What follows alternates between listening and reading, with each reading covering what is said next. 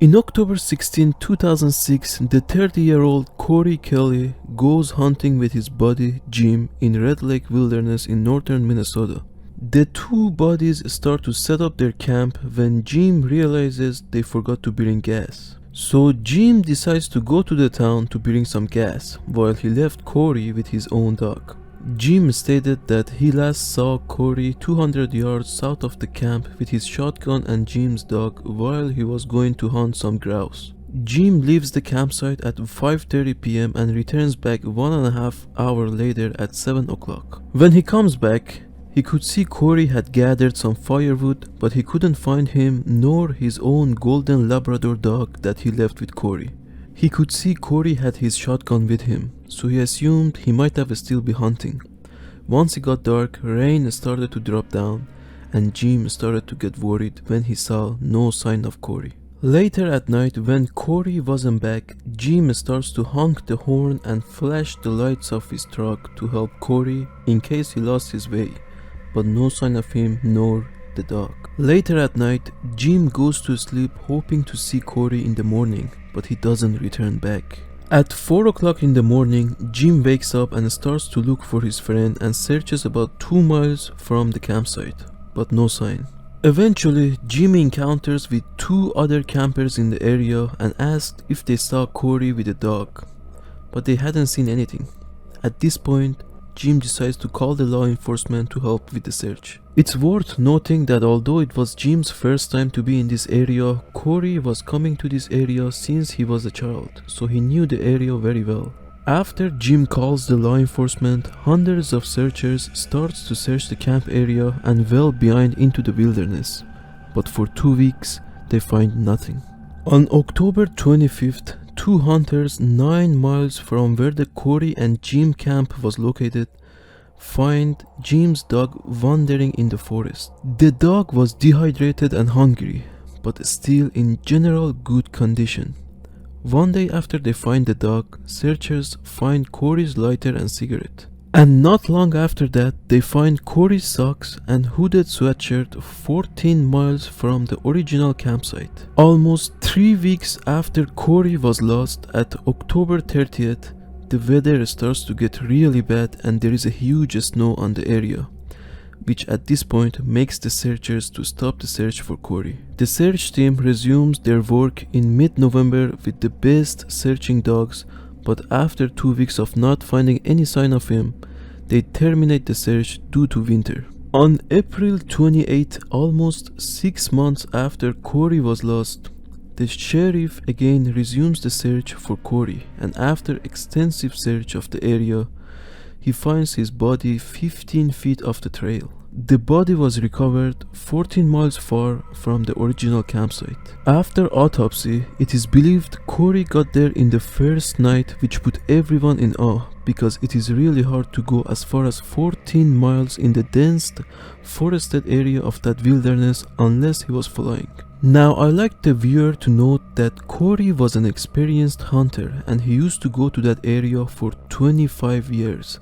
And he knew the dangers of hunting in November in Minnesota. He knew not to hunt at night, and especially in the area that he was, because of the bogs and swamps. Also, why his clothes were off.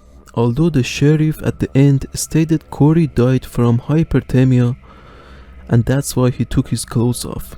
But that doesn't make sense with the fact that he died the first night that he was lost. He had a lighter on him which he could use to make fire. Why would he throw his lighter away? He had a dog with him which he could snuggle with to get warm, and also with the equipment that Corey had with him, the hyperthermia would come much slower than the first night. Also, he had a firearm with him with ammunition, which he could use to attract attention. Although the search and rescue team didn't find his firearm, they found 1 shell of his shotgun. Another interesting thing about the story is the dog being dehydrated. There is a lot of water in that area which the dog could use, but why was he dehydrated unless he was limited in his movement? Also, another odd thing about this story is Corey never used his cell phone. Although he had intermittent cell reception, but with him walking 14 miles, the phone would have pinged or transponder or a repeater of the phone's location, which did not happen. On October 21st, 1910, Mrs. Bilgerin, the mother of 2-year-old boy named Roy, places his little son in their yard and starts doing the household work. After a few minutes, the mother comes back and she encounters with a horrifying scene. And this is how the Daily News tells the story. When the mother went to check on his son, she saw a black bear running towards the woods with his son in his mouth. The neighbor saw the scene and ran after the bear for 3 blocks. When the bear reached the fence, he decided to drop the child and disappear into the forest. The boy seemed to be fine without injuries, but what weird about this story is, bears usually attack their prey on the scene and do not run away with something in their mouth. Not to mention, if it was a black bear, they usually don't look for human flesh. Also, it was too late for a bear to be out wandering in the snow.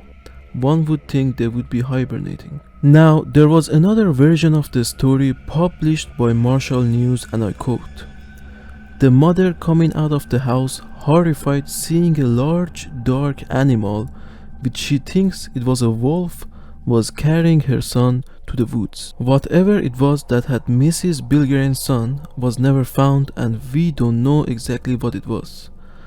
But as David Paulides, the writer of the Missing 411 book, mentions, I think we all know the difference between a wolf and a bear, especially if you run after it for 3 blocks. The mother might have tried to rationalize what she was seeing at the moment."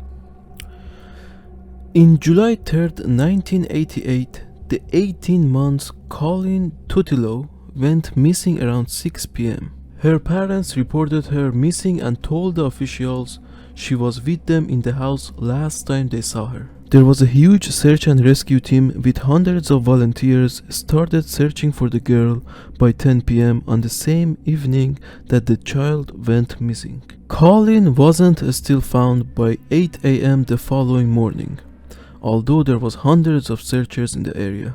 It's worth noting that around the residence that Colleen went missing, there are huge swamps and dense forest, which is usually the case with missing 411 missing people. About 1.5 miles from the residence that Colleen went missing, a local sheriff was driving down a road when he saw the little Colleen on the side of the road. Now, this area was extensively searched before, and searchers did not find anything. The little girl had scratches all over her body and did not have any clothing on. When she left the house, she was wearing a diaper and a beret. Both were gone. The sheriff used his shirt to cover the girl and told the officials the girl looked tired. The night Colleen went missing, the temperature was dropped to -40 degrees, and everyone was shocked that the little girl survived the night. Colleen was sent to a hospital and was out the same day in a good condition. Now, the questions that come to mind are how the 18-month-old girl got 1.5 miles away from the residence with bare feet in a dense and swampy area around her residence. Where was her clothes? How did she survive the night of -40 degrees temperature? We will never know the answers to these questions because Colleen couldn't talk.